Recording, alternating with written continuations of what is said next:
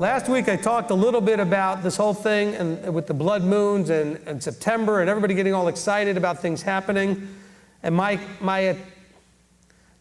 felt like maybe an attack on the people teaching it, my problem is that they're not doing this part. If you really believe that the end times are right in our face and that September is it, then you need to be screaming at the top of your lungs this part here. He says, you need to turn to Yahweh with your heart and with fasting, weeping, and mourning, and tear your heart and not your garments, and turn back to Yahweh, for He's the one who shows favor and is compassionate and with great kindness, and He will relent concerning the evil. Okay, and I have seen these gentlemen. I watched a lot of videos last night just to make sure I was on the right page with them. I've watched them on Christian talk shows. I've watched them on all these other videos, and never did they say one word about this. That's right. Now, I know I said last week that they didn't teach the Torah, but I didn't mean they didn't teach the Torah ever. I'm saying they didn't use this, and in the context of these teachings, to mention that should excite you to start focusing on your Torah observance. They got everybody all excited about the end may be coming, got them all excited about the fact that Yeshua may be coming.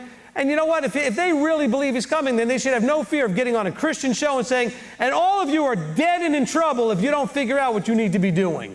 Wake up. But they will not do that. You know why? Because I believe ultimately they want to just sell their books and their CDs and be on guests on talk shows and get a lot of attention and everything else. I could be wrong about that.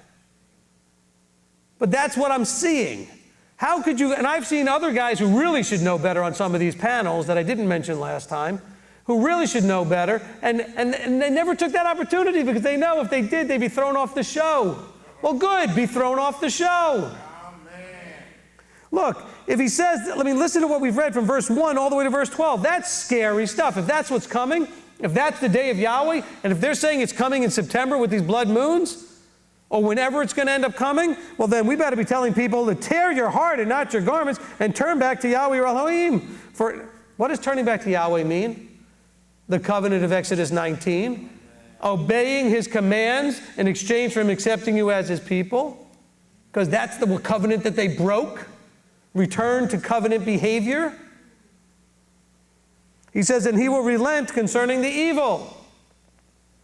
But not a single hint of a word was stated, except for maybe one guy hinted that maybe we should be keeping the feasts. Okay, I give him credit for that. He mentioned feast keeping. Torah observance is a lot more than just feast keeping. I can't understand how if they really believe this, and if it really was true, hey, I don't have a problem with that, then you need to be doing what I'm doing, begging people to get their lives right.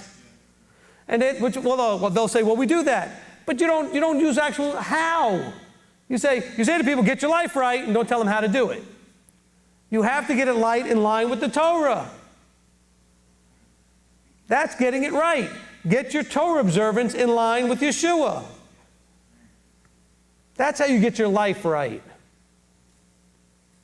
You don't just, because I know Christians think, oh, we're all just getting our lives right.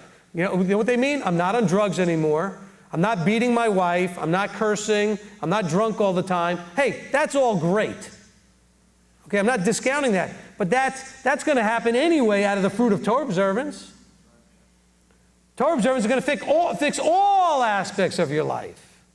If you're doing it in the context of embracing Yeshua, what does embracing Yeshua mean? It means the fullness of the intent and the mechanics, the spirit and the truth. Now we're back to that again. If you're going to do this in the spirit and the truth, you're going to do it in the fullness of how it was intended, as well as in the mechanics. That's all. That will straighten your life out, but good. That's what you need to do. And guess what you might do when you do that? You may start walking in the fruit of the Spirit. You may start walking in love, joy, peace, patience, kindness, etc. Galatians 5:22.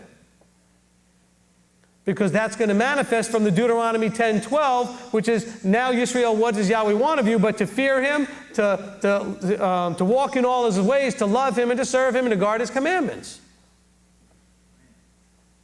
I mean, because if you're going to fear him and walk in his ways, you're going to realize how much he loves you, then you're going to love him. And guess what? If you're loving him and serving him and doing all the stuff that Deuteronomy 10:12 talks about, you're going to start to manifest love and joy and peace and patience and kindness and goodness and gentleness, etc., self-control. It's going to be a natural outflow of all the other stuff.